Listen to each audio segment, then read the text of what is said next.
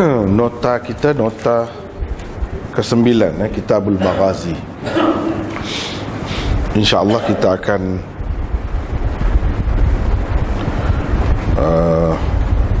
mulakan 125. Bismillahirrahmanirrahim. Wassalatu wassalamu wa ala alihi wa ashabihi ajma'in. وبه قال حدثني محمد بن عباد قال أخبرنا ابن عيينة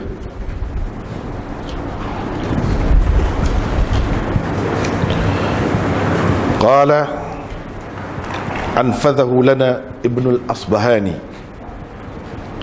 أنه سمعه من ابن معقل أن عليا رضي الله عنه كبر على سهل بن حنيف فقال إنه شهد بدرا.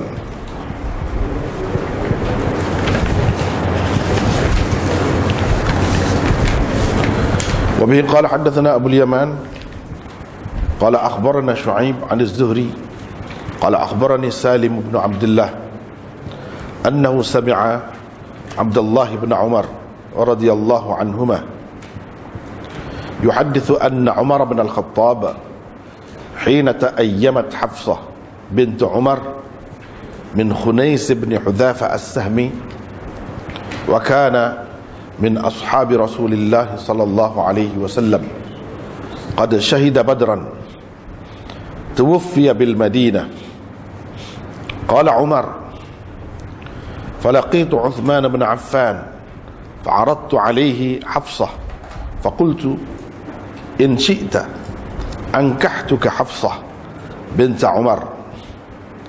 قال سأنظر في أمري. فلبثت ليالي فقال قد بدا لي ألا أتزوج يومي هذا. قال عمر فلقيت أبا بكر فقلت إن شئت أنكحتك حفصة بنت عمر. فصمت أبو بكر فلم يرجع إلي شيئا فكنت عليه أوجد مني على عثمان. فلبثت ليالي ثم خطبها رسول الله صلى الله عليه وسلم فأنكحتها إياه. فلقيني أبو بكر فقال لعلك وجدت علي حين عرضت علي حفصة فلم أرجع إليك. قلت نعم.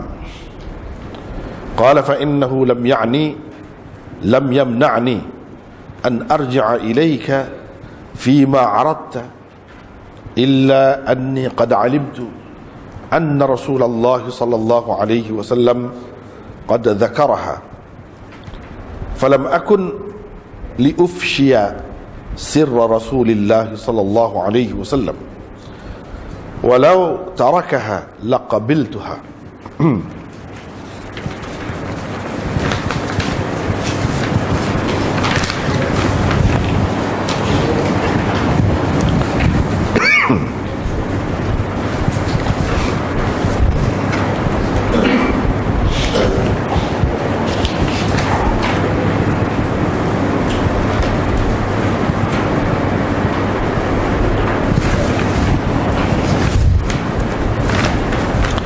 وبه قال حدثنا مسلم قال حدثنا شعبة عن عدي عن عبد الله بن يزيد أنه سمع أبا مسعود البدري عن النبي صلى الله عليه وسلم قال نفقة الرجل على أهله صدقة. وبه قال حدثنا أبو اليمان قال أخبرنا شعيب عن الزهري قال سمعت عروة بن الزبير يحدث عمر بن عبد العزيز في إمارته أخر المغيرة ابن شعبة العصر وهو أمير الكوفة فدخل عليه أبو مسعود عقبة بن عمرو الأنصاري جد زيد بن حسن شهد بدرا فقال لقد علمت nazala Jibril fasalla Rasulullah sallallahu alaihi wasallam 5 salawatin thumma qala hakadha umirta.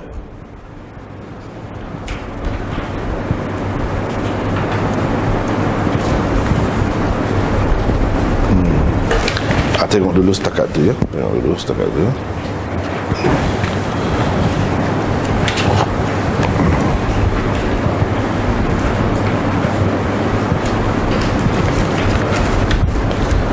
Imam Bukhari dengan sanadnya meriwayatkan daripada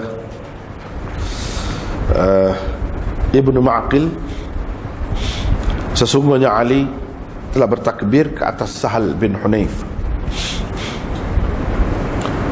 yakni ketika mengimami sembahyang jenazahnya. Kemudian beliau berkata, sesungguhnya dia telah ikut serta dalam peperangan Badar. Hadis yang ke-4001, Imam Bukhari dengan sanadnya meriwayatkan daripada Abdullah bin Umar radhiyallahu anhuma, beliau bercerita, katanya, apabila Hafsah binti Umar telah menjadi janda kepada Khunais bin Hudzafah As-Sahmi, beliau ialah salah seorang sahabat Rasulullah sallallahu alaihi wasallam yang ikut serta dalam peperangan Badar.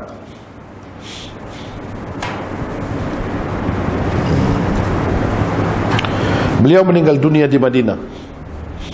Kata Umar, aku bertemu dengan Uthman bin Affan dan mengemukakan kepadanya Hafsah, ini mencadangkan kepadanya Hafsah. Kataku kepadanya, kalau engkau mahu, aku akan kahwinkan engkau dengan Hafsah. Jawab Uthman, aku akan berfikir dahulu. Beberapa hari kemudian dia menjawab dengan berkata, nampaknya saya tidak hendak berkahwin lagi sekarang. Kata Umar, selepas itu aku bertemu pula Abu Bakar. Aku berkata kepadanya, kalau engkau mahu, aku akan kahwinkan engkau dengan Hafsah. Abu Bakar diam. Dia tidak menjawab apa-apa. Aku lebih panas hati dengannya berbanding Uthman. Beberapa hari selepas itu, Rasulullah sallallahu alaihi wasallam melamar Hafsah. Maka aku kahwinkannya dengan baginda sallallahu alaihi wasallam. Kemudian Abu Bakar bertemu denganku. Ketika itu dia berkata, barangkali engkau telah marah kepadaku kerana aku tidak memberi apa-apa jawaban kepada permintaanmu untuk mengahwini Hafsah. Jawabku, memang pun. Kata Abu Bakar seterusnya, sebenarnya tidak ada apa yang menghalang aku daripada menerima permintaanmu, selain daripada aku telah pun mengetahui bahawa Rasulullah sallallahu alaihi wasallam ada menyebut tentang Hafsah. Tetapi aku tidak mahu memecahkan rahsia Rasulullah sallallahu alaihi wasallam. Andai kata Rasulullah tidak jadi berkahwin dengan Hafsah, niscaya aku menerimanya. Yang ini niscaya aku bersedia menerimanya. Imam Bukhari dengan sanadnya meriwayatkan daripada Abdullah bin Yazid Al-Ansari, beliau telah mendengar Abu Mas'ud Al-Badri meriwayatkan daripada Nabi sallallahu alaihi wasallam. Baginda bersabda, perbelanjaan seseorang kepada ahli keluarganya adalah sedekah. Imam Bukhari dengan sanadnya meriwayatkan daripada Urwah bin Az-Zubair, beliau menceritakan kepada Umar bin Abdul Aziz semasa pemerintahan beliau bahawa Mughirah bin Syu'bah ketika menjadi gubernur di Kufah, yakni di zaman pemerintahan Sayyidina Muawiyah, melewatkan sembahyang asar. Maka Abu Mas'ud Uqbah bin Amr Al-Ansari, iaitu datuk kepada Zaid bin Hasan, masuk menemuinya.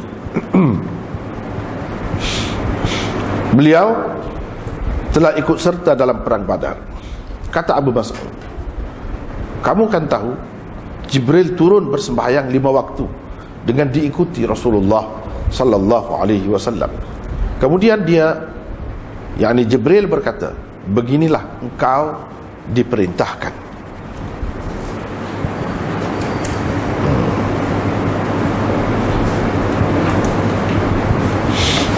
Tengok setakat tu dulu.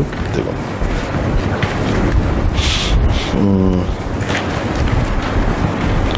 Ini semua sebenarnya masih lagi berbicara tentang kelebihan ahli Badar. Kelebihan ahli Badar. Banyaklah hadis-hadis yang dikemukakan oleh Imam Bukhari di bawah tajuk ini, dan setengah-setengah tu tak ada sebut apa sebenarnya yang difahami Imam Bukhari sebagai kelebihan ahli Badar. Daripada hadis itu tak ada apa sebenarnya selain daripada diceritakan di dalamnya bahawa orang ni ikut serta dalam perang Badar. Itu saja. Orang berkenaan ni telah ikut serta dalam perang Badar. Di situlah Imam Bukhari menyimpulkan kelebihan ahli Badar. Sebutkan begitu saja sudah memadai dah. Sudah memadai. Kalau tidak tak payah sebut. Sebut begitu tu mengisyaratkan kepada kelebihannya. Begitulah cara salafus salih menyebut ahli Badar. Kemudian kita pergi kepada hadis 4000 ni malam ni. Muhammad bin Abbad meriwayatkan kepadaku, haddatsani Muhammad bin Abbad. Haddatsani, bukan haddatsana.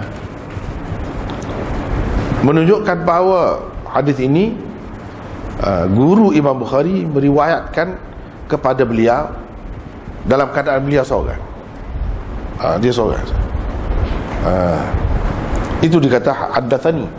Kalau tidak haddatsana mana ramai kawan-kawan dia tu. Macam dalam kelas. Ni tidak. Mungkin dalam kelas juga ataupun di mana-mana tempat, tapi seorang dia saja. Siapa Muhammad bin Abbad, guru kepada Imam Bukhari ini? Ada nota di bawah tu. Abu Abdullah adalah kunyahnya. Seorang perawi thiqah dan terkenal. Beliau ialah guru Imam Bukhari, berasal dari Mekah, kemudian menetap di Baghdad dan meninggal dunia juga di Baghdad pada tahun 234 Hijrah. Ini saja riwayat beliau yang dikemukakan oleh Bukhari di dalam sahihnya. Di dalam sahih Bukhari ini satu saja. Sekali ini saja Imam Bukhari ambil daripada dia. Tapi di dalam kitab lain ada. Dalam Bukhari ini saja.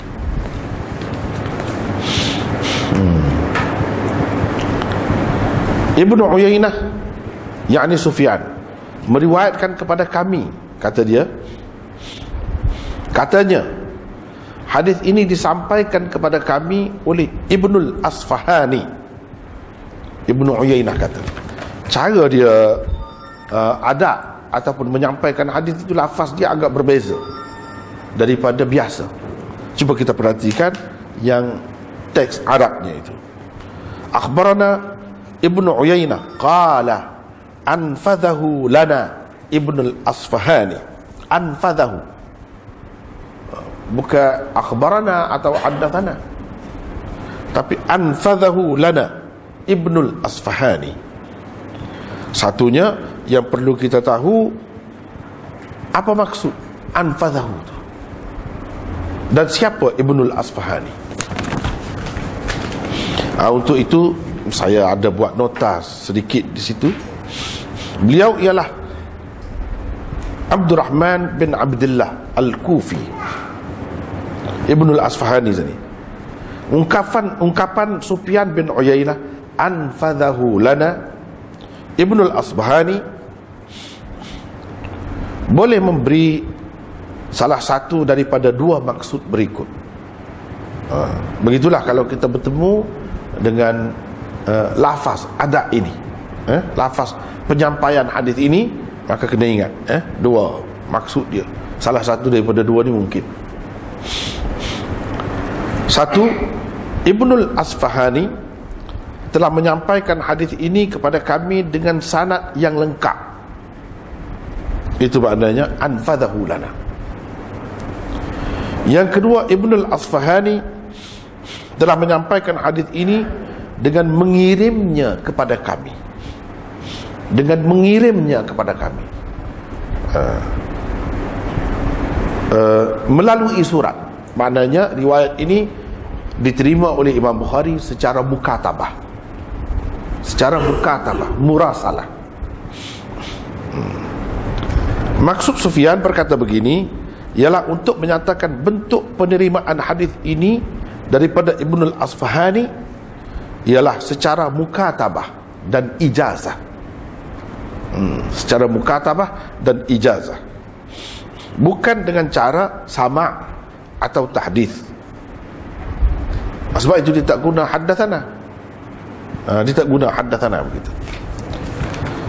Tetapi Ibnul Asfahani itu dengar hadis ini daripada Ibni Ma'qilnya.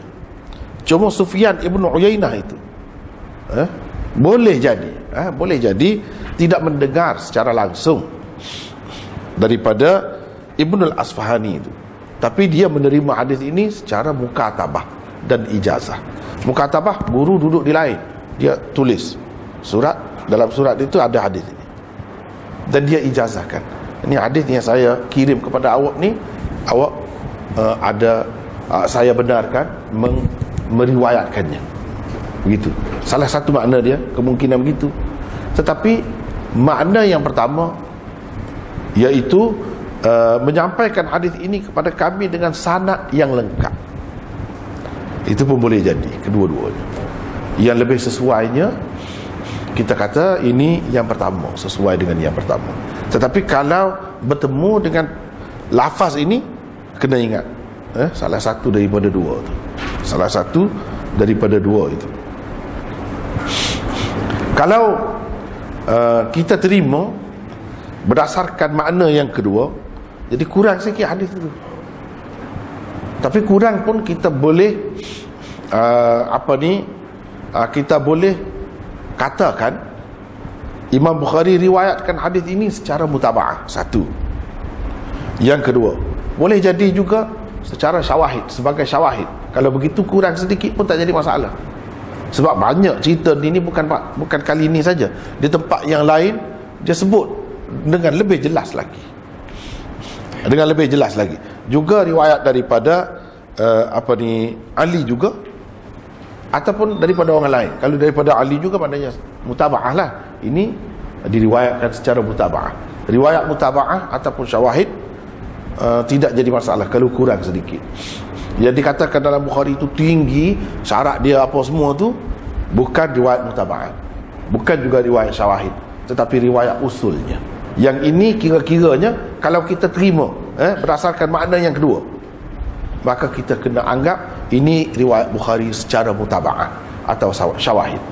Jadi okeylah, tak jadi masalah, boleh begitu. Tapi kalau kita terima dengan makna yang pertama, tak ada apalah, memang kuatlah, menepati syarat dia lah.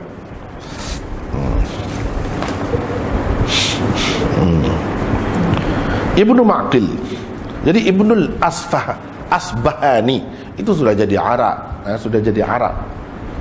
Jangan kita kira, kalau orang nak sebut berdasarkan asal, Isfahan,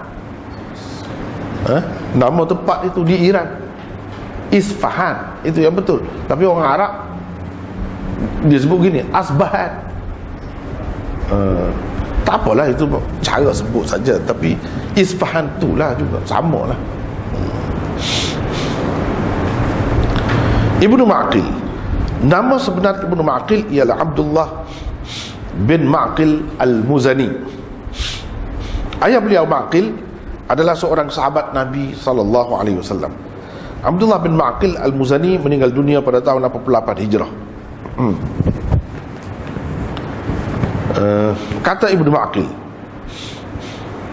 sesungguhnya Ali telah bertakbir ke atas Sahal bin Hunayf. Begitu saja dia sebut, terlalu ringkas hadis ini. Jadi kalau kita kata Imam Bukhari hanya sebut ini sebagai mutaba'at atau syawahid pun patut, munasabah juga, masuk akal juga, sebab terlalu ringkas. Mengimami bertakbir ke atas Sahal bin Hunayf, takbir macam mana? Tapi bagi orang yang biasa dengan kitab-kitab hadis ni, dia faham lah takbir tu, matilah menyembahyangkan jenazahnya. Tapi sekali tengok tu tak berapa jelas, sebab dia tak sebut ketika mengimami sembahyang jenazahnya. Itu ada dalam riwayat yang lain, dalam riwayat yang lain.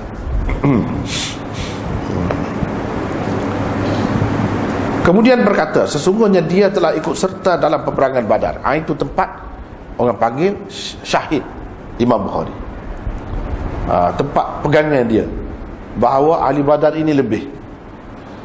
Sahal bin Hunayf juga ahli Badar. Sayyidina Ali tidak cerita begitu saja tentang dia, tapi sebut dia ahli Badar.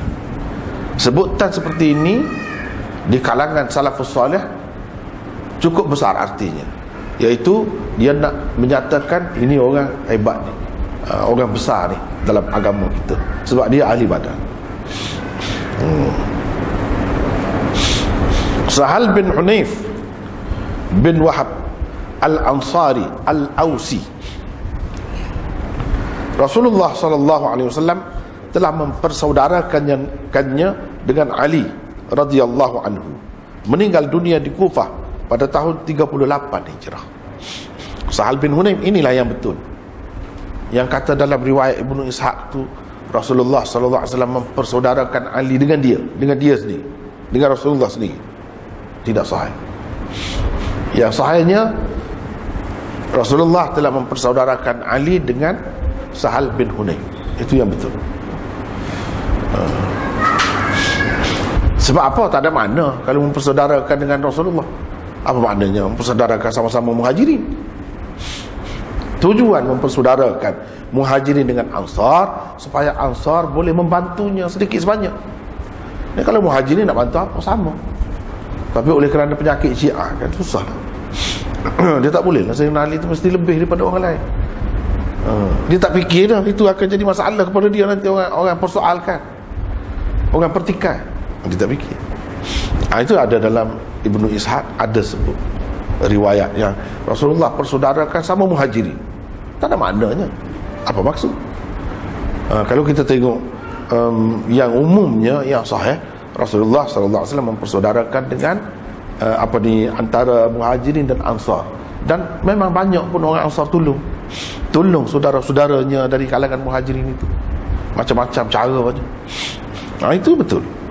Jadi dia ini saudara Ali bin Abi Talib, sebab dia memang golongan Ansar. Dan kalau kita tengok mesra dia ni dengan Ali, bila Ali pergi ke Kufah, dia pergi Kufah. Itu sebagai jaga jalinan persaudaraan yang telah dibuat oleh Rasulullah, dijaga. Sahabat-sahabat ni memang macam tu. Jadi Sayyidina Ali kan pergi ke Kufah. Dia pergi Kufah tu sebab dia pindah ibu negara Islam atau Darul Khilafah daripada Madinah ke Kufah. Sahal bin Hunayf pergi sana dan tinggal di sana, meninggal dunia juga di sana. Jadi patutlah Sayyidina Ali pun duduk di situ. Jadi dia menyembahyangkan jenazah, sebab ini jenazah saudara dia. Banyak sebab lah, selain daripada dia khalifah, dia juga saudara.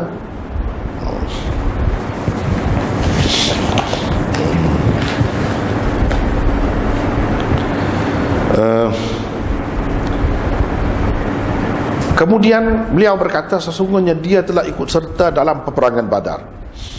Ada nota 176. Tidak disebut di dalam riwayat ini bilangan takbir Ali dalam sembahyang jenazah Sahal. Tak ada sebut, dia kata bertakbir begitu saja. Itu riwayat yang mukhtasar dan mubham. Riwayat yang ringkas satunya, yang keduanya samar, tak jelas. Riwayat-riwayat seperti ini nak mendapat penjelasan tentangnya, kena tengok riwayat lain. Riwayat Ali juga di tempat lain, sama ada di dalam Bukhari ke ataupun di dalam kitab-kitab lain. Itulah caranya menyelesaikan masalah yang mungkin timbul daripada hadis mukhtasar, hadis ringkas. Imam Bukhari salah satu cara dia meringkaskan. Dia nak, itu maksud dia. Maksud dia itulah yang ditekankan. Yang lain-lain tu dia potong. Dia potong.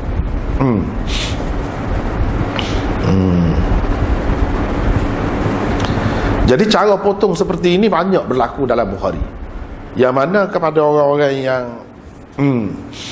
tidak belajar hadis secara khusus mungkin mengelirukan. Dan bahkan setengah-setengah ulama mengatakan salah satu sebab kenapa setengah-setengah ulama mengutamakan Sahih Muslim daripada Bukhari, ini sebabnya. Sebab dia banyak meriwayatkan secara ringkas, dia potong-potong. Sedangkan Muslim tidak. Dia kemukakan hadis dengan lengkap. Dari sudut itu lebih Muslim. Tapi dari sudut keseluruhan lebih Bukhari. Sebab yang dia sebut secara ringkas itu, dia tidak sebut setiap masa di semua tempat ringkas, tidak. Dia akan ada di satu tempat dia sebut dengan secara terperinci, yang lengkap. Cuma tempat-tempat lain oleh kerana tidak dimaksudkan, yang dimaksudkan macam di sini nak cerita tentang kelebihan dia tu, ahli badal tu, yang itulah yang diambil. Yang lain tu potong-potong lah. Dia ada banyak buat macam tu. Dan ini boleh mengelirukan orang yang tidak belajar semua kitab hadis lah. Semua kitab hadis. Tapi kepada orang yang belajar, dia faham maksud Imam Bukhari ni apa tu juga. Nak cerita kelebihan ahli badar itu saja. Yang lain-lain tu tentang berapa takbir, itu dalam bab jenazah, bukan bab ni. Dia kira gitu, itu tempat dia sana. Sini ni kira rengkah-rengkah ya.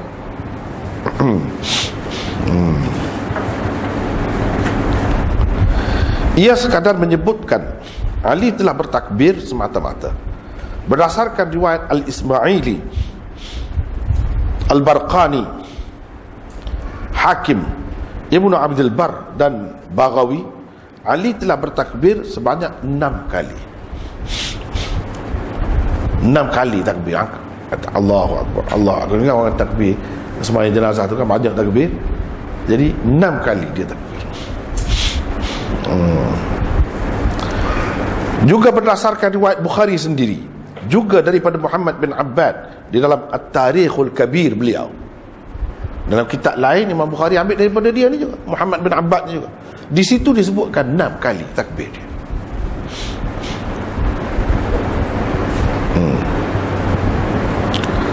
Berdasarkan riwayat Abu Dzar, Sa'id bin Mansur, daripada Ibnu Uyainah pula, Sayyidina Ali telah bertakbir sebanyak 5 kali.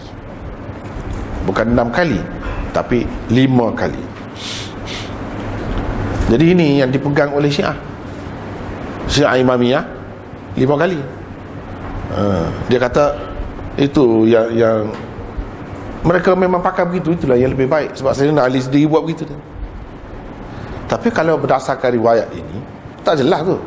Ada 2 pendapat, bahkan lebih ramai mengatakan 6 kali, bukan 5 kali. Tak apalah kalau kita terima 5 kali pun. Kenapa kita tak pakai 5 kali? Dan Sayyidina Ali dia tak ikut Nabi ke macam mana? Itu benda je yang kita kena tengok.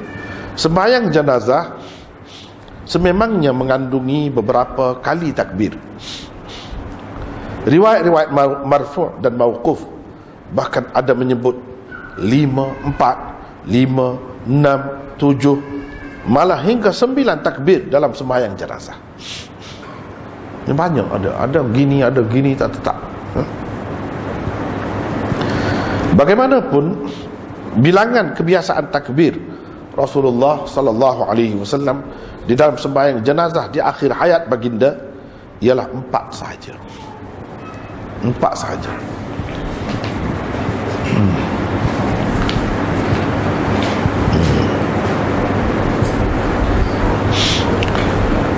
Kata-kata Sayyidina Ali radhiyallahu anhu di penghujung riwayat 4,000 di atas, bahawa sesungguhnya dia telah ikut serta dalam peperangan Badar.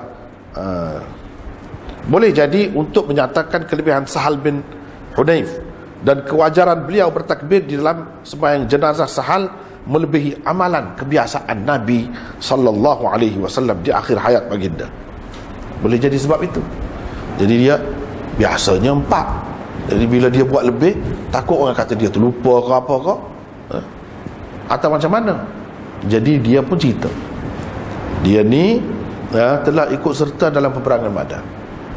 Oleh kerana dia seorang yang lebih, saya buat lebih. Sebab buat lebih untuk menyembahyangkan jenazah orang yang lebih, ada sunnah Nabi. Lebih daripada 4 itu ada, jelas ada. Dia sendiri pun tahu. Boleh jadi itu maksud dia. Dia nak cerita, jangan kamu berasa pelik lah. Bukan saya lupa, saya sengaja buat. Itulah kira-kira maksudnya. Pasal apa? Dia seorang yang lebih, seorang yang istimewa. Dan Nabi SAW dalam beberapa hadis ada sebut dia ada takbir lebih. Misalnya terhadap Uthman bin Maz'un lebih.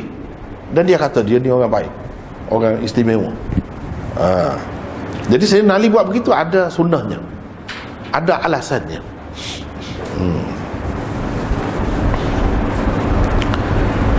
Dan ini sendiri menunjukkan bila dia kata begitu, dia takut orang muskil. Kenapa buat tidak seperti Rasulullah, tidak seperti biasa? Sebab itu dia sebut. Kalau tidak, tak payah sebut. Kalau seperti biasa, ini menunjukkan yang biasanya bukan 5 atau bukan lain-lain, tapi 4. Di situ sendiri sudah ada makna yang kebiasaannya ialah 4 kali takbir.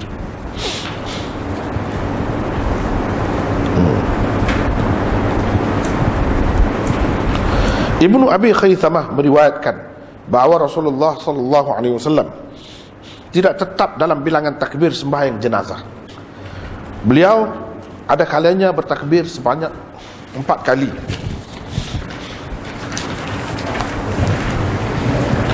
Ada kalanya pula bertakbir sebanyak 5, 6, 7, malah 8 kali, bahkan 9 kali. Itu paling banyak.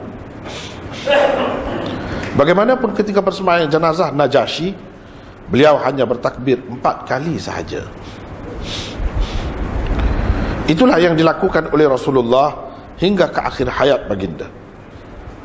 Imam An-Nawawi berkata, di peringkat permulaannya para sahabat berbeza pendapat dalam masalah bilangan takbir sembahyang jenazah, tetapi akhirnya mereka bersepakat atas 4 takbir. Inilah kemudiannya yang menjadi pegangan jumhur sahabat dan jumhur ulama di seluruh negeri. Demikian juga kata Ibnu Abdul Bar.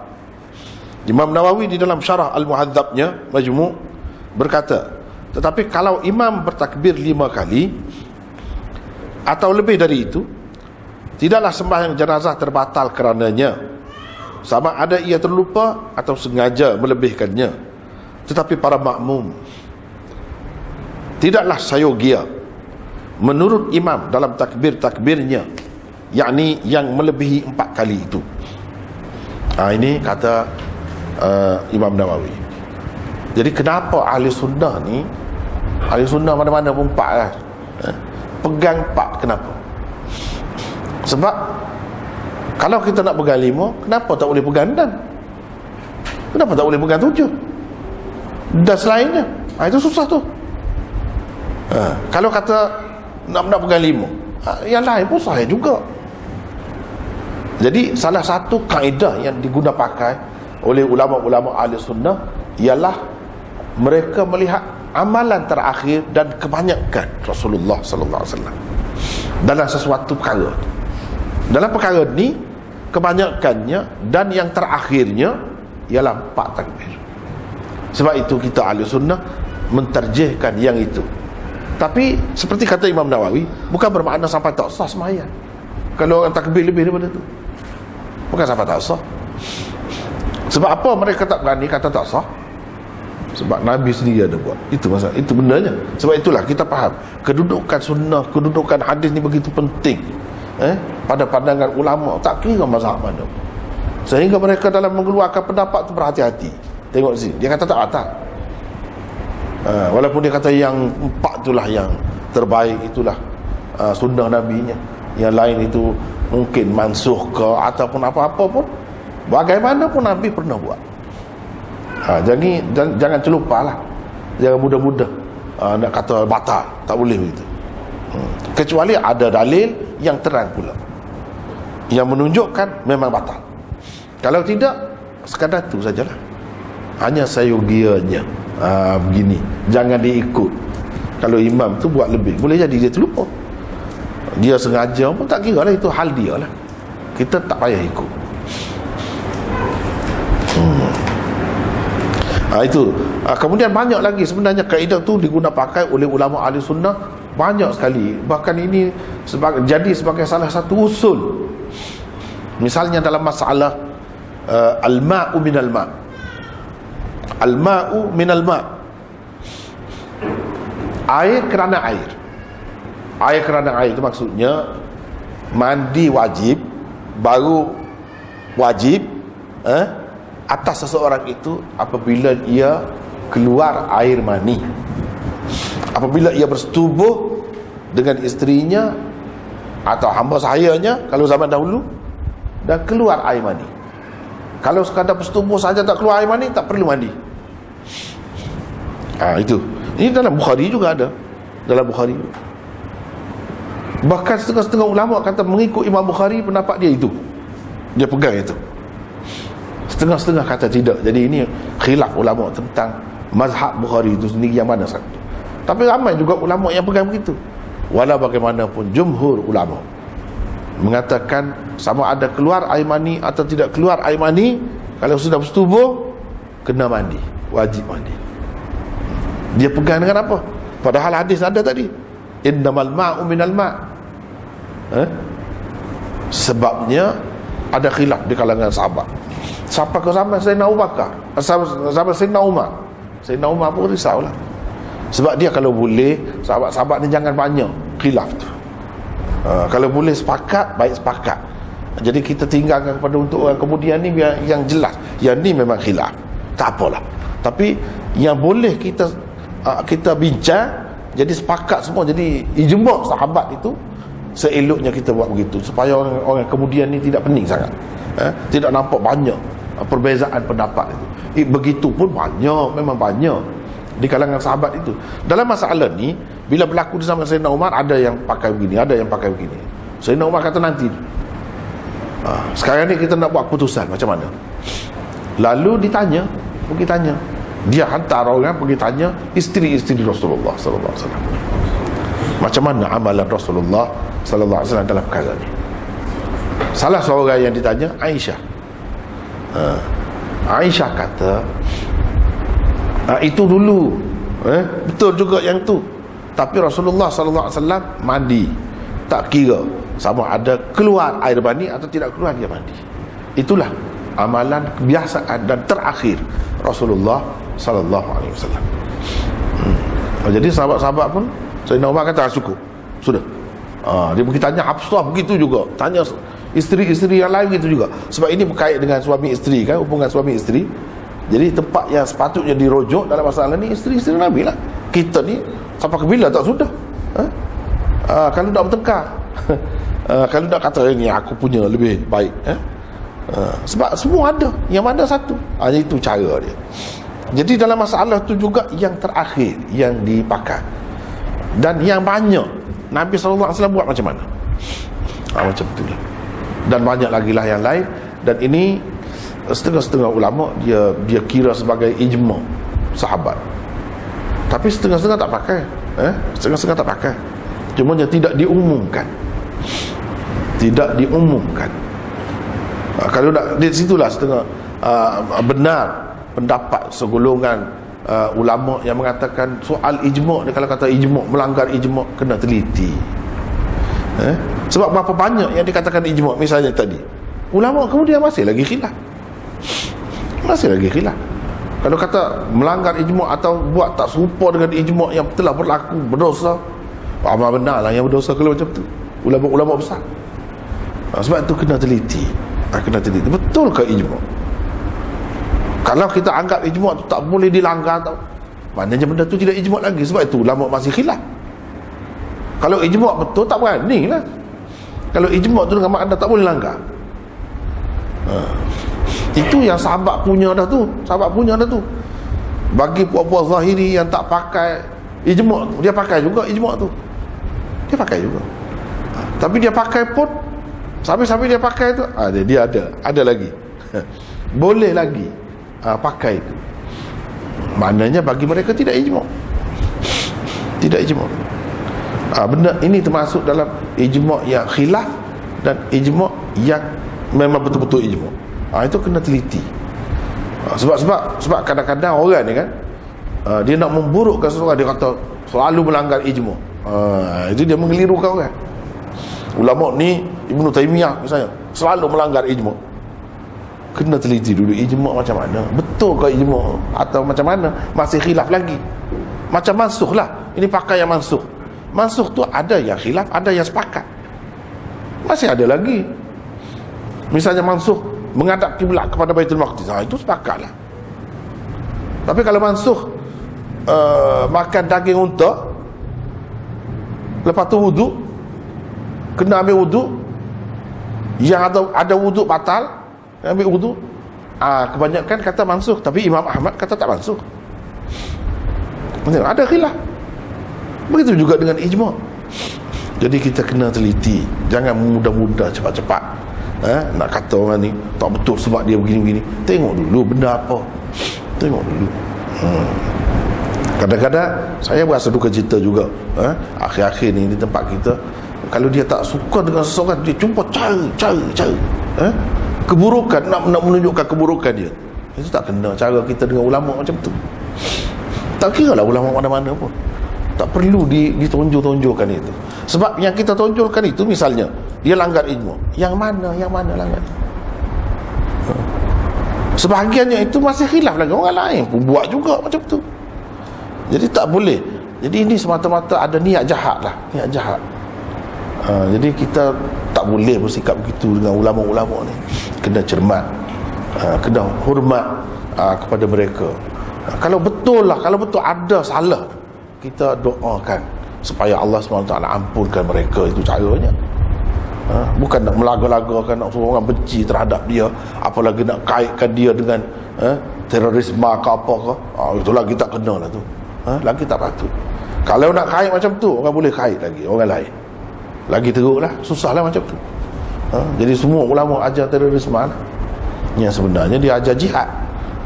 Putar jadi terorisme pula. Ini dah susah.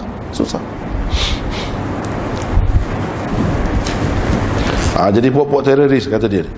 Jadi pengasas kepada teroris ni imam-imam besar. Tak kena macam tu. Tak kena macam tu.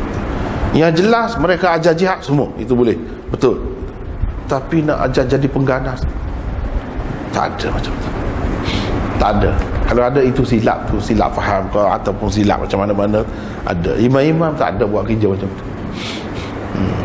Ikutlah imam mana pun.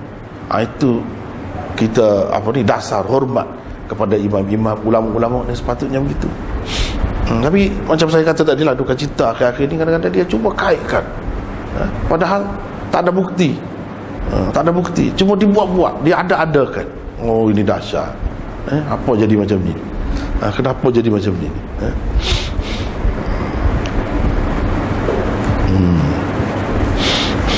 Baik, kita tengok pula. Maulana Muhammad Anwar Shah Kashmiri menulis, di peringkat awal, kerana kelebihan sahabat-sahabat dari kalangan ahli Badar,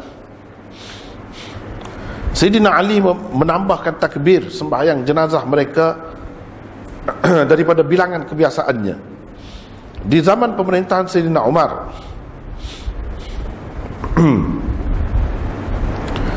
para sahabat telah bersepakat tentang ada 4 takbir sahaja dalam sembahyang jenazah. Masalah ini termasuk dalam sekian banyak ijma'iyat, masalah-masalah yang disepakati para sahabat di zaman Umar. Dalam masalah ini saya beristidlal dengan satu riwayat marfu' yang dinukilkan oleh At-Tahawi di dalam kitab Ziyadatnya. Syaratnya kuat. Di dalamnya perawi berkata, pernah Nabi SAW mengimami kami bersembahyang raya. Baginda bertakbir 4 kali dalam sembahyang itu. Setelah selesai bersembahyang, baginda berpaling kepada kami seraya bersabda, La tansaw katakbiril janaiz, fa ashara bi asabi'ihi wa qabada ibhamahu. Jangan lupa, seperti takbir dalam sembahyang jenazah, sambil baginda mengisyaratkan dengan jari jemarinya di samping menggenggam ibu jari. Jadi dia isyarat, empat. Dia kata dia sembahyang raya, dia takbir 4 kali. Ini berbeza dengan Syafi'i lah, 4 kali. Dia kata seperti sembahyang jenazah. Jadi maknanya sembahyang jenazah tu takbirnya 4 kali. Dia sebut 4 kali. Itulah pegangan orang Hanafi, takbir raya ni 4. Tapi kita yang belajar satu cara kan, kita tak tahu cara orang. Boleh jadi kita kata salah ke apa, padahal dia ada dalil dia sendiri. Kita tak mau pakai, tak apalah, tak apa itu.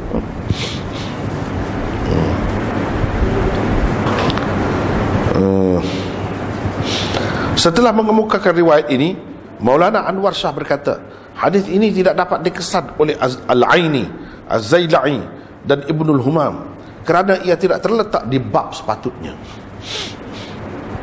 Hadis ini juga berguna kepada kita, yakni yang bermazhab Hanafi, dalam masalah bilangan takbir sembahyang hari raya puasa dan hari raya haji. Inilah salah satu pegangan dia. Walau bagaimanapun, daripada riwayat itu terbukti menunjukkan sembahyang jenazah itu takbirnya 4. Itu sepakat. Hanafi pun kata 4, Syafi'i ke atau lain-lain mazhab pun sama, 4.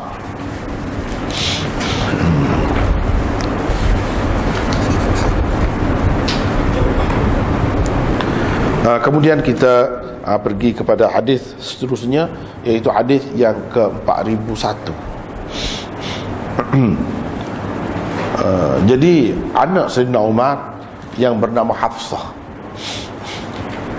yang Sayyidina Umar itu kemudiannya dikuniahkan dengan Abu Hafsin kerana Hafsah tu, itulah anak perempuan dia yang sulung. Jadi orang kata Sayyidina Umar ni bunuh anak dia perempuan. Yang mana? Kenapa dia tak bunuh Hafsah?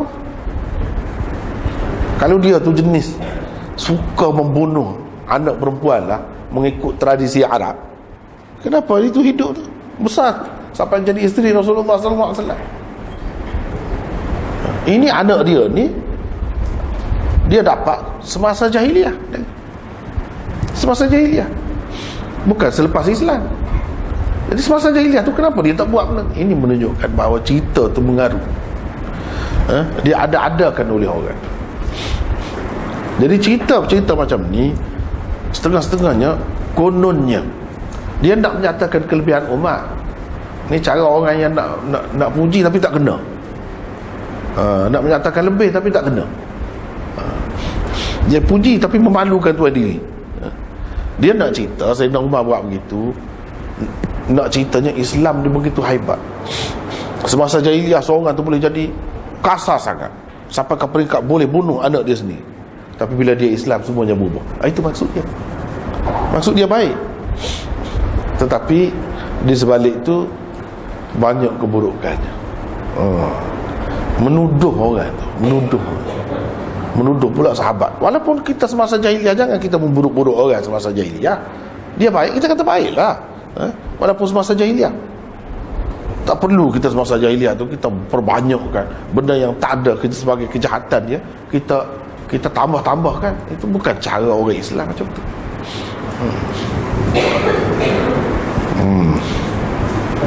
Jadi yang sebenarnya semua tu tak ada berlaku. Kalau berlaku semua, tak ada lah Hafsah tu. Jadi ini cerita Hafsah. Jadi Hafsah tu ceritanya sebelum berkahwin dengan Rasulullah, selepas kematian suami dia, selepas kematian suaminya, ini yang disebutkan di sini, iaitu Khunais bin Hudzafah As-Sahmi. Khunais bin Hudzafah As-Sahmi, bila dia meninggal dunia, ini peristiwanya yang berlaku. Mula-mula dia tak tahu, dia ingat Rasulullah tidak nak pun kepada anak dia. Dia pergi tawarkan kepada Sayyidina Uthman, pergi tawarkan kepada Sayyidina Abu Bakar. Tetapi Sayyidina Uthman tu dia tak tahu pun cerita. Daripada sini kita dapat tahu bahawa Rasulullah ni rahsia-rahsia dia banyak. Sayyidina Abu Bakar tahu. Sayyidina Uthman tu rapat dah dengan dia, sahabat hebat lah, tapi tak tahu juga. Dia kata saya fikir dulu lah. Fikir-fikir, sebab dia sudah ada isteri dah. Dia kata tak mahu lagi lah. Sayyidina Abu Bakar itu ya dia panah hati tu dengan Sayyidina Abu Bakar. Sebab Sayyidina Abu Bakar senyap, tak jawab apa. Rupanya dia tahu dah Rasulullah ada sebut. Boleh jadi Rasulullah berkenan ni. Kalau nak lebih bertuah lah Adam Umar ni, kalau Rasulullah nak. Jadi memang sungguh.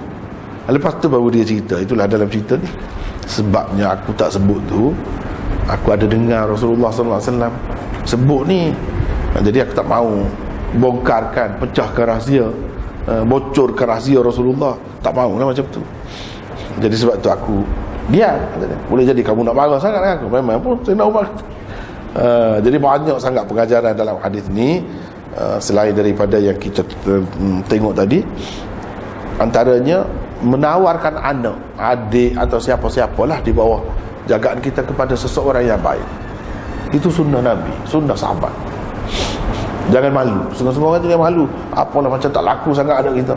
Bukan masalah laku tak laku, masalah nak orang yang baik, nak dapat orang yang baik. Itu patut kita ikut. Orang kita tak ikut ni, dia malu. Bukan begitu cara.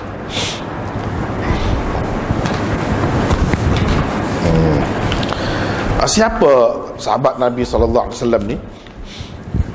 Bekas suami ini Hafsah ni, Khunais bin Hudzafah, terbilang salah seorang sahabat utama Rasulullah sallallahu alaihi wasallam. Beliau ialah saudara kandung Abdullah bin Hudzafah. Khunais termasuk dalam senarai sahabat yang telah 2 kali berhijrah kerana Islam. Pertama ke Habsyah dan kedua ke Madinah. Sesetengah ulama berpendapat beliau bukan sahaja telah ikut serta dalam perang Badar, tetapi juga dalam perang Uhud. Dalam perang Uhud beliau telah mendapat luka, dan kerana luka itulah Khunais kemudiannya meninggal dunia di Madinah. Demikianlah disebutkan oleh Hafiz Ibn Hajar di dalam Al-Isabah dan Al-Aini di dalam Umdatul Qari. Tetapi di dalam Fathul Bari, Hafiz Ibn Hajar menterjih pendapat ulama yang mengatakan Khunais meninggal dunia selepas perang Badar. Alasan mereka ialah Rasulullah sallallahu alaihi wasallam mengahwini Hafsah selepas berhijrah ke Madinah selama 25 bulan atau 30 bulan atau 20 bulan, berdasarkan perbezaan riwayat yang diterima. Sedangkan perang Uhud berlaku selepas perang Badar, lebih lama lagi dari 30 bulan. Lebih lama lagi selepas tu. Ibnu Sa'ad, Ibnu Sayyidin Nas dan ramai lagi tokoh-tokoh ulama yang lain yakin Khunais meninggal dunia sekembalinya Rasulullah sallallahu alaihi wasallam ke Madinah selepas perang Badar. Itulah yang diterjemahkan oleh Hafiz Ibn Hajar. Imam Bukhari mengemukakan hadis ini di sini kerana di dalamnya ada tersebut Khunais sebagai salah seorang ahli Badar. Bila ahli Badar dia lebih, ahli Badar lebih pun bukan bermakna dia lebih jadi isteri dia tu, janda dia tu tak boleh dikahwini lah, biar dia bertemu dalam syurga besok. Sama dapat bersama dalam syurga besok. Apa salahnya kalau yang lain itu lebih baik lagi daripada dia? Atau tidak lebih baik? Kalau kita tengok sunnah sahabat-sahabat ni mudah, dia lebih realistik. Ni muda lagi, itu suami dia sudah mati, selama mana lagi dia nak hidup? Tapi kita kan susah sikit nak kahwin dengan janda kan. Padahalnya sahabat-sahabat kalau kita tengok jaga sangat, mudah kahwin, mudah. Kalau janda tidak bersendirian. Cuba bayangkan seorang yang pernah bersama dengan lelaki mungkin setahun 2, lepas tu sepanjang hayat dia hidup seorang-seorang dia. Kesian. Kesian. Sebab itulah kalau kita tengok sejarah Rasulullah dengan sahabat-sahabat ni sangat istimewa. Dia sangat menjaga, secara tidak langsungnya menjaga kebaikan itu ahli masyarakat itu. Lebih-lebih lagi kalau Rasulullah ni, kalau kita tengok yang macam ni, yang berhijrah 2 kali, siapa? Ini Hafsah dengan suami dia Khunais. Rasulullah buat isteri bila mati. Pasal apa? Orang dia telah banyak berkorban kerana agama suami dia. Jadi berkahwin dengan isteri dia tu sebagai menghargai suami dia. Kita kata merampas, itu pahaman kita kan. Macam merampas lah. Tidak, bukan begitu. Itu membela, menjaga isteri dia. Sebab dia tu, cuba tengok Ummu Habibah, suami dia pergi berhijrah ke sana, mati di sana. Rasulullah kahwin dengan dia. Rasulullah kahwin dengan dia. Cuba kita perhati, dia tengok juga suami orang ni macam mana, banyak jasanya kepada Islam ke tidak. Tiba-tiba suami dia tu orang kata pergi masuk Kristian pula, pergi ke Habsyah, suami kepada Ummu Habibah. Itu semua tak betul cerita. Banyak benda lah, banyak benda lah yang berlaku dalam masyarakat kita ni. Tersebar cerita-cerita yang palsu tu. Saya Alhamdulillah sedikit sebanyak telah buat kerja-kerja ni. Saya nampak ada bakat baru. Salah seorang ustaz kita, Ustaz Zul tu, dia buat buku sangat bagus. Kalau boleh ramai lagi buat macam ni. Cubalah buat macam ni, bongkar benda-benda yang palsu. Supaya apa? Supaya sejarah kita ni jadi, kita dapat yang betul, yang bersih. Kalau tidak, akan tersebar dengan meluas lah benda-benda macam tu. Padahalnya dia orang baik, mati biasa lah mati. Kita tuduh dia pula sahabat ni mati. Padahal dia tu suami kepada Ummu Habibah adalah ahli Badar. Jadi ahli Badar murtad pula. Inilah permainan sejarah. Kita nampak musuh-musuh tu dia pegang sejarah. Dia nak merosakkan pemikiran umat ni.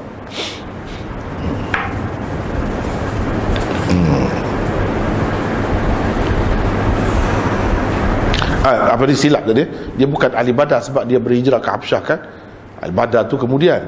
Tapi berhijrah tu. Dia ni menantu siapa? Menantu pada Abu Sufyan. Takkan Abu Sufyan tak tahu. Bila dia pergi depan Heraklu tu pada tahun yang ke-6 hijrah. Bila Heraklu tanya ada kau orang masuk Islam ni, dia murtad. Dia kata tak ada. Kalau Ubaidullah tu isteri menantu dia tu murtad, mestilah dia kata ada menantu saya sendiri. Ni dia tak kata, dia tak buat dalil. Orang pergi hijrah tu kerana Islam tinggilah tu agama dia, tiba-tiba boleh murtad. Ini tak sepatutnya berlaku. Tapi dalam buku-buku sejarah sebut begitulah.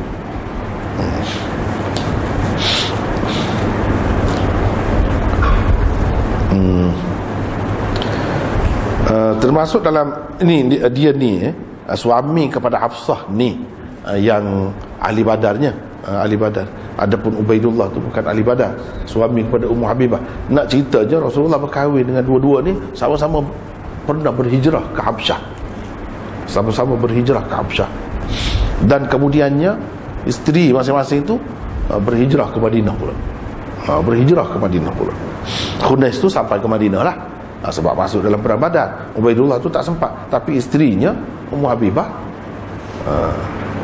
berhijrah ke Madinah juga. Tinggal ayah dia, tidak duduk di Mekah. Di situ pun banyak cerita juga tu, banyak cerita juga. Saya sudah sebut dah sebenarnya satu cerita, kata Rasulullah berkahwin dengan Ummu Habibah tu atas permintaan Abu Sufyan. Bukan dia nak sangat. Ini semua nak merendah-rendahkan sahabat semua. Nak merendah-rendahkan sahabat. Sebenarnya tidak begitu. Tidak begitu. Bukan atas permintaan Abu Sufyan. Memang Rasulullah berkenan. Rasulullah nak bela dia. Jadi yang kita cerita ni Khunais bin Hudzafah.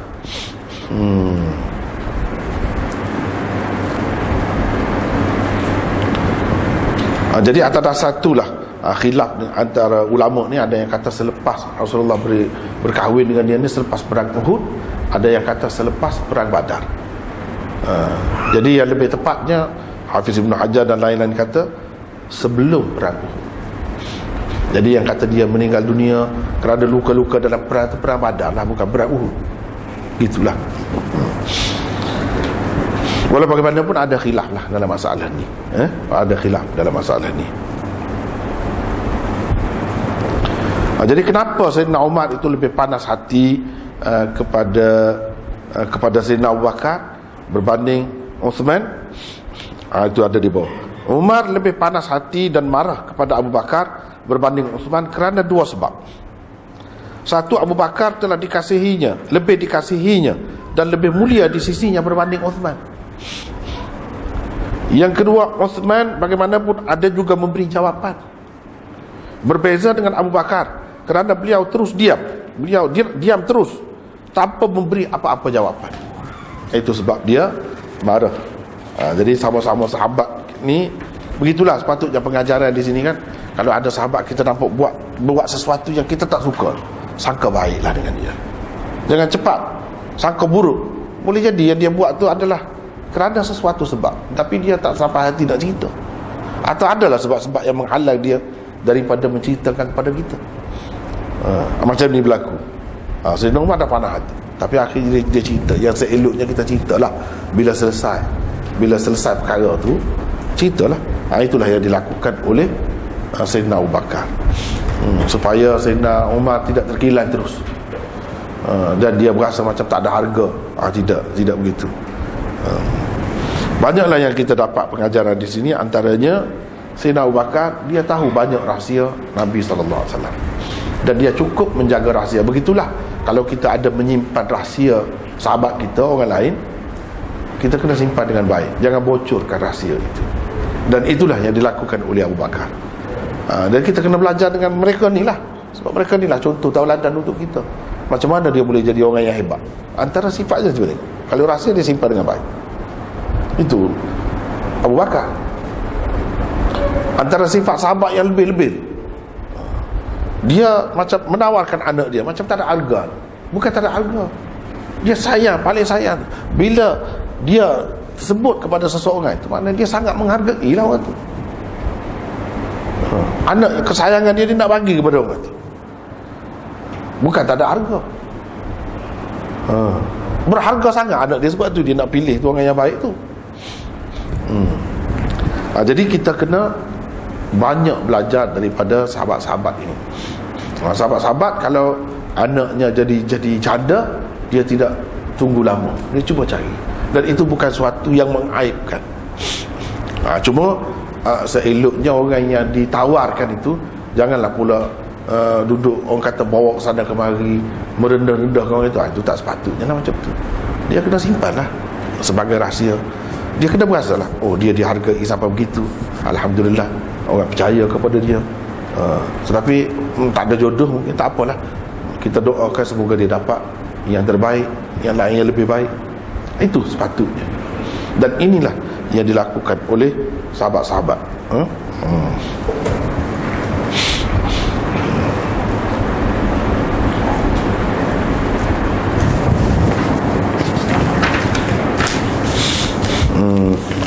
Seterusnya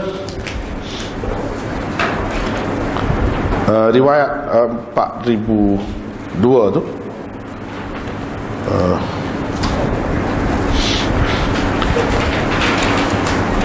Abu Mas'ud Al-Badri meriwayatkan daripada Nabi SAW, baginda bersabda, perbelanjaan seseorang kepada ahli keluarganya adalah sedekah. Jadi yang Imam Bukhari naknya di sini Abu Mas'ud Al-Badri itu ya, dia nak. Hadis tu sendiri, perbelanjaan seseorang kepada ahli keluarganya adalah sedekah. Itu tak ada kena mengena dengan kelebihan badan apa. Ini panduan umum. Tetapi sahabat tu yang meriwayatkan. Sahabat tu siapa? Bukan sembarangan sahabat. Dia ni ahli badar. Itu yang Imam Bukhari naknya. Sehingga kalau dalam riwayat mana-mana pun ahli badar disebut ahli badar, sebagai menghormatinya. Perbelanjaan seseorang kepada ahli keluarganya adalah sedekah. Ahli keluarga itu termasuklah isteri, anak-anak dan orang-orang di bawah tanggungannya, seperti ibu bapa yang tidak berupaya mencari perbelanjaan sendiri dan lain-lain. Jadi perbelanjaan nafkah lah, itu yang wajib atas dia. Dia dapat juga pahala sedekah. Jangan kita ingat, kita pagi ni tak ada lah pahala sedekah. Mana sempatnya, duit kita pun tak cukup, sekadar mencukupi untuk belanja keluarga saja. Jadi kita tak dapat bagi dah kepada orang lain. Jangan risau. Sebab selain daripada kita dapat pahala nafkah tu yang wajib tu ada pahala juga. Bukan saya saja. Kita dapat pula pahala sedekah. Dua dapat. Itu kelebihannya. Kelebihan berbelanja kepada ahli keluarga. Dapat dua. Kalau kita bagi kepada orang lain, dapat pahala sedekah saja. Ini kelebihan. Sebab itulah Nabi SAW dalam banyak hadis-hadisnya, dia tekankan orang yang lebih dekat. Lebih dekat. Dan menjadi tanggungan kita. Dia sebut ibda' biman ta'un. Kalau nak belanja, nak infak, ibda' biman ta'un, mulakan dengan orang yang engkau tanggung. Itu kita dapat pahala juga. Kalau kita tak lebih lagi, begitu juga. Cuma jangan lupa lah kepada orang lain juga kalau ada lebih tu. Tapi kalau cukup-cukup, kita dapat pahala juga. Dapat pahala juga. Maksud dia, ia juga mendatangkan pahala sedekah seperti kepada orang-orang lain yang tidak di bawah tanggungannya. Malah pahalanya lebih banyak. Kerana selain mendapat pahala sedekah, ia juga mendapat pahala nafkah yang wajib diberikan kepada mereka. Jadi Nabi SAW kata sedekah dia banyak. Senyum, sedekah, itu ini sedekah, sehingga yang kau masukkan ke dalam mulut isterimu itu pun sedekah. Padahal itu nafkah wajib atas dia. Itu pun Nabi sebut sedekah. Maknanya selain daripada dapat pahala nafkah, dapat pahala sedekah. Dan secara tidak langsung, itu juga menunjukkan Nabi SAW mengajar kita supaya bermesra dengan isteri. Mesra macam mana? Kita masuk, suap dia. Jangan pula kita kata, oi pelik, tua dah macam tu lagi. Tak apalah, tua pun tak apa. Itulah mesra. Nabi SAW nak ajar macam mana nak menjalinkan kasih sayang antara suami isteri. Jadi yang kita masukkan ke dalam mulut isterimu itu pun sedekah. Jadi selain daripada mesra, dapat pahala lagi. Itulah kelebihan orang Islam.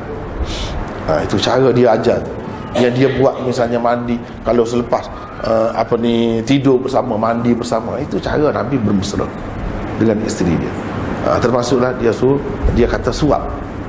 Begitu juga sebaliknya, boleh. Jangan isteri saja suap suami. Dalam hadis itu disebut suami suap isteri.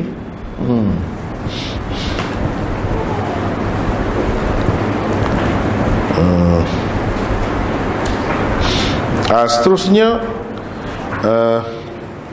Urwah bin Az-Zubair menceritakan kepada Az-Zuhri, kepada Umar bin Abdul Aziz. Ini riwayat Zuhri daripada dia. Dia cerita kepada Umar bin Abdul Aziz semasa pemerintahan beliau, bahawa Mughirah bin Syu'bah ketika menjadi gubernur di Kufah, yakni di zaman pemerintahan Sayyidina Muawiyah, melewatkan sembahyang asar. Maka Abu Mas'ud Uqbah bin Amr al-Ansari, iaitu datuk kepada Zaid bin Hasan, masuk menemuinya.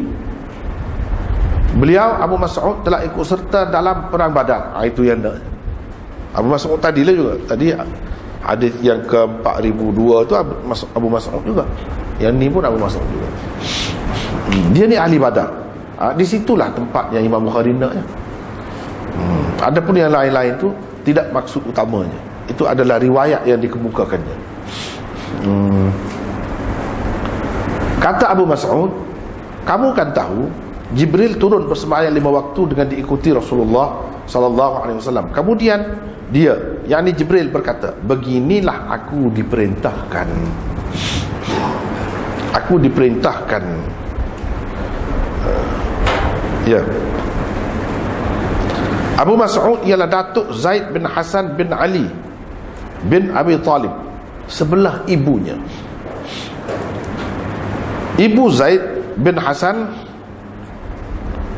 Ummu Bashir, adalah anak Abu Mas'ud. Itu ikut situ. Ikut ibu dia. Ummu Bashir mula-mulanya merupakan isteri kepada Sa'id bin Zaid bin Amr bin Nufail.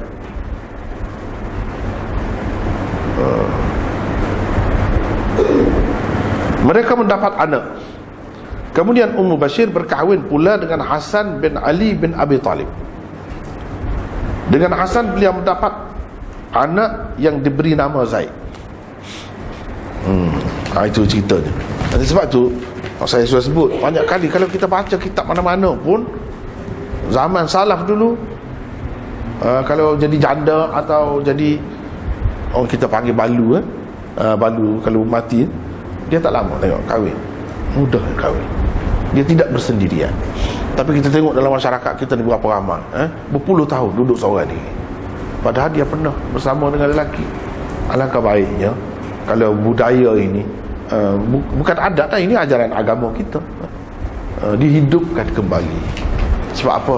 Dia memberi makna sekurang-kurangnya untuk berkawan.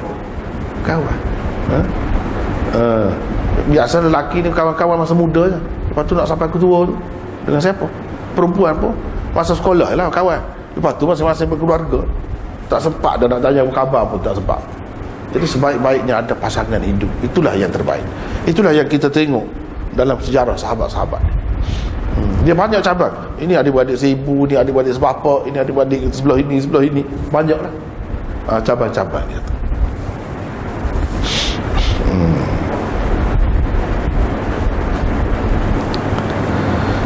Jadi maksudnya beginilah perincian sembahyang yang diperintahkan kepadamu ketika Mi'raj malam tadi, daripada segi masa dan caranya. Menurut nuskha Abu Dzar, umirtu, bukan umirta. Kalau umirtu, maka maksudnya beginilah aku diperintahkan supaya bersembahyang denganmu, baik daripada segi cara atau masanya. Kalau tadi yang kita pakai tadi umirta, begitulah engkau diperintahkan. Jadi seperti yang aku tunjuk itulah, macam mana waktu dia, caranya macam mana.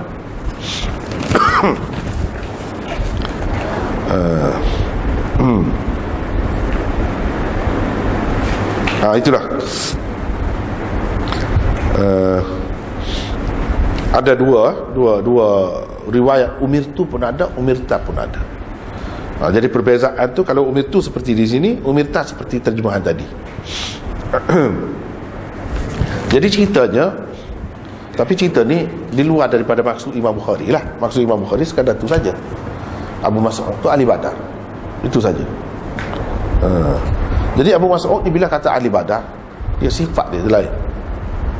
Dia kalau dia tahu macam tu, dia akan tegur, tak kira siapa.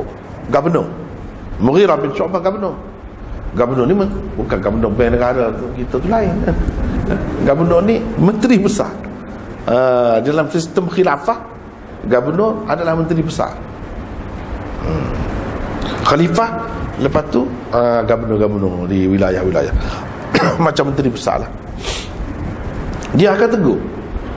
Jadi Mughirah bin Syu'bah pernah satu kali tu sembahyang asar lewat. Jadi dia pergi tegur. Ini sifat ahli Badar. Kerana agama, kerana sunnah, dia akan tegur. Ikutlah nak kata apa pun. Kamu kan tahu, sebab sama-sama sahabat ni, kamu kan tahu Rasulullah macam mana bila Jibril datang untuk mengajar kepada dia tentang masa. Jadi masa tu bukan masa kamu ni lewat ni. Begitu. Boleh jadi Mughirah bin Syu'bah dia ada cara dia sendiri kan. Tapi nak ceritanya, dia nak yang terbaik. Bagi dia yang terbaik semua yang awal waktu. Jibril sudah ajar begitu, kenapa kamu lewat? Boleh jadi Mughirah dia ada pendapat lain. Sebab kalau kita tengok kepada mazhab Hanafi mengatakan sembahyang asar ni elok lewat sikit. Yang afdalnya bukan di awal waktu, lewat sikit. Salah satu hujah mereka, rujukan mereka ialah ni Mughirah bin Syu'bah. Mughirah bin Syu'bah dilewat sikit. Selain daripada itu, boleh jadi dia ada hal dia sendiri. Dia sebagai gubernur, boleh jadi ada hal dia sendiri menyebabkan jadi lewat. Dia bukan selalu lewat pun, bukan selalu lewat, ada pada hari itu saja. Tapi nak ceritanya sahabat ni walaupun sehari pun dia akan tegur, sebab ya dia faham gitu. Kalau kamu ada faham macam lain, tak apalah. Tapi dia cerita yang dia faham, yang dia tahu. Menunjukkan orang yang baik di sisi agama ni ialah orang yang tegur. Tegur tu tidak semestinya benda yang salah. Benda yang boleh, tadi dia sembahyang dalam waktu juga, cuma lewat sikit. Bagi Abu Mas'ud, kalau sembahyang di awal waktu lebih afdal. Tidak buat yang lebih afdal tu pun boleh tegur. Boleh tegur. Jangan kita marah kepada orang yang tegur. Sebab itu teguran itu untuk kebaikan. Kena faham begitulah sepatutnya. Jadi yang naknya Abu Mas'ud itu ahli Badar, itu saja. Kemudian hadis 4004, kita setakat itulah dulu untuk malam ni. Wallahu a'lam.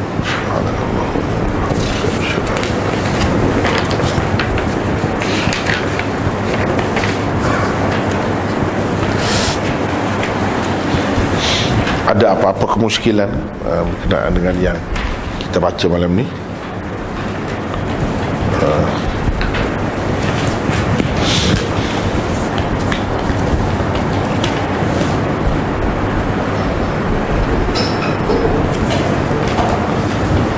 Tak ada kemusykilan. Lama kita cuti. Lama cuti.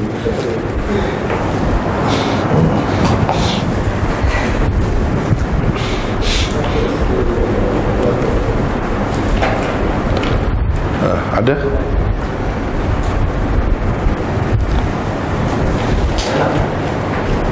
Ya. Dengan adu dalam masalah yang menolak vaksin. Menolak Vaksin. Oh, vaksin lah. Maksudnya? Macam tak ambil mula. Apa? Tak payah ambil mula. Maksudnya kita boleh tak? Oh, itu cerita baru tu. Cerita baru tu, masalah baru tu. Itu termasuk dalam ikhtiar lah. Termasuk dalam ikhtiar. Termasuk dalam ikhtiar. Tapi nak pewajibkan benda yang tidak wajib yang asal itu, bagi saya lah tak sepatutnya juga. Kecuali kalau jelas terbukti ini memang bahaya, menyebabkan mati misalnya, dia hukum boleh berubah, keadaan boleh berubah mengikut keadaan.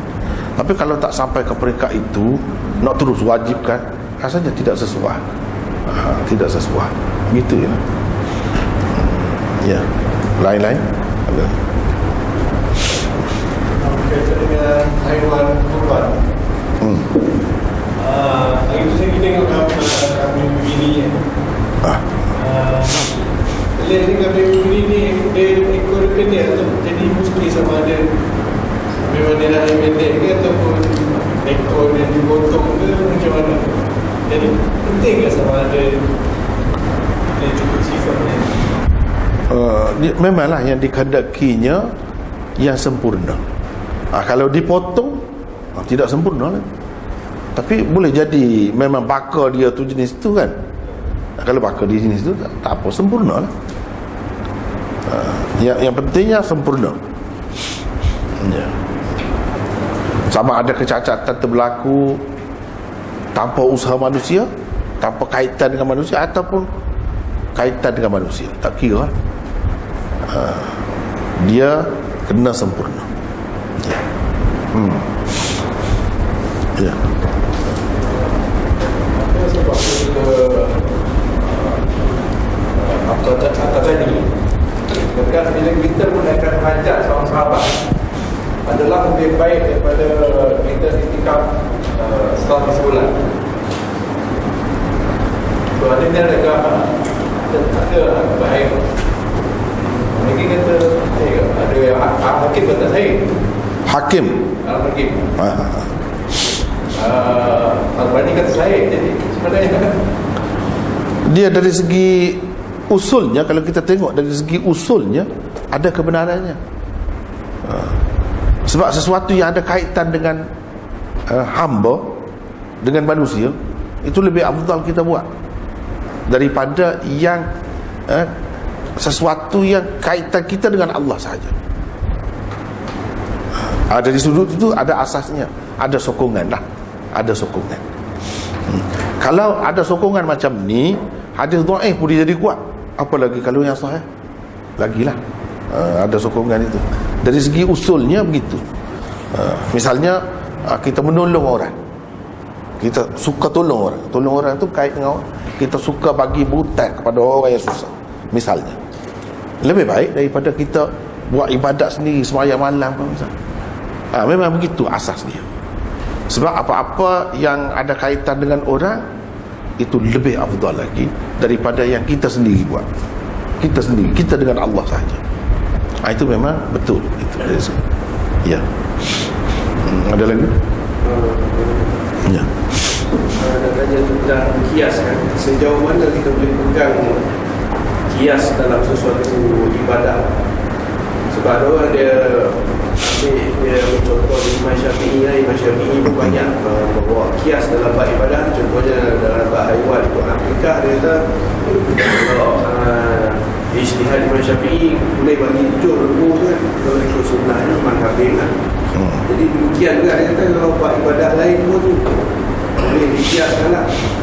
Jadi apa pandangan orang dan sejauh mana lah mengikut pemerhatian kita lah, berdasarkan pendapat ulama tu, tengok dia kalau ada kias pun yang ada munafaatnya, munafaat kepada orang, munafaat kepada orang. Satu, misalnya masalah kurban tadi, masalah akikah apa nak, ini nak niat kurban, ini nak niat akikah, boleh. Padahal dalam sunnah asalnya tak ada.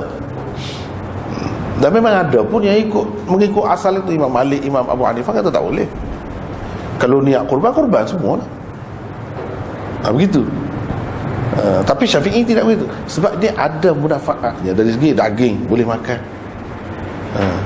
boleh makan, benda-benda macam tu, yang berkait dengan harta benda, dengan zakat, dengan apa kan, itu dia berkait dengan makan, kepentingan untuk kehidupan manusia. Satu. Yang kedua, kalau kita tak boleh fikir tapi ada hadis, misalnya puasa bagi pihak ibu yang sudah mati, buat kerja haji untuk ibu atau ayah yang sudah sakit tua sangat misalnya, itu ada hadis, boleh terima juga. Tetapi tak boleh nak kias juga, dia pun tak pakai kias. Kalau sembahyang tak boleh. Sebab apa? Ada hadis, la yusalli ahadun an ahadin, dia tak akan langgar. Jadi yang itu yang khusus sembahyang tu kan, itu berkait dengan peribadi, diri sendiri. Itu pun kias juga, kias. Tapi dalam Syafi'i sebenarnya syadz pendapat itu. Hanya Subki yang berpendapat begitu. Dia lebih, dalam Hanafi lebih banyak lagi pakai video tu, video sembahyang lebih banyak, lebih meluas lagi, dan lebih ramai ulama dia yang berpendapat begitu. Tetapi dia kias dengan apa? Dengan puasa lah. Dia kias dengan puasa. Kalau puasa tu ada video, ini pun ada video. Tetapi ulama-ulama yang tak mahu terima tu, ini masalah khilaf dalam memahami hadis lah sebenarnya. Dia kata boleh puasa tu, yang boleh puasa maksudnya boleh fidyah bagi pihak dia. Adapun sembahyang, la yusalli ahadun an ahadin, tak ada pula disebut gitu dalam Quran ke dalam mana-mana. Jadi mereka tak mahu kias lah.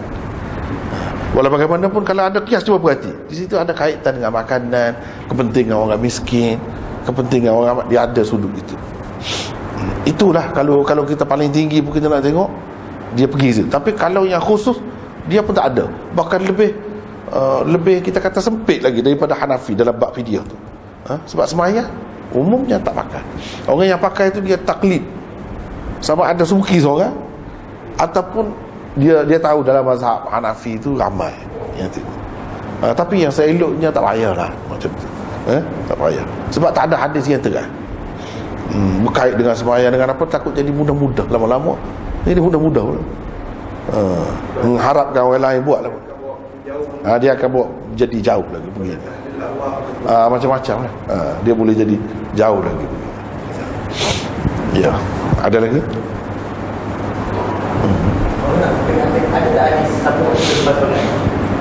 Ada. Tapi hadis tu dhaif sangat.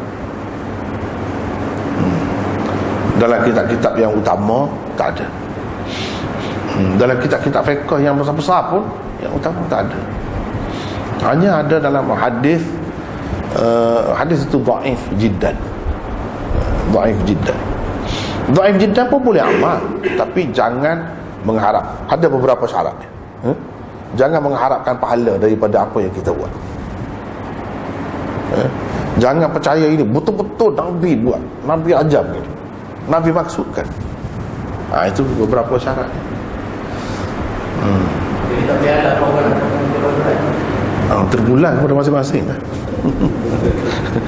Terpulang kepada masing-masing lah. Tapi kalau kita nak ikut yang sahih, macam dalam Ihya apa tu kan, banyak tu dia benda-benda yang orang lain tak ada, dia ada, tapi yang ni tak ada. Dalam Ihya yang dia tak ada sebut. Ini menunjukkan ia satu pendapat yang terpencil sebenarnya. Tapi bila sudah digunakan di satu tempat dengan meluas, orang nampak ramai lah.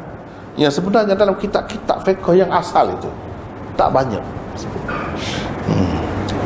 Begitulah. Tapi kalau nak amal juga macam tadilah, sebab dia hadis dhaif jiddan, masih boleh lagi. Tapi lebih baik tidaklah, kita pakai yang sahih, itu lebih baik.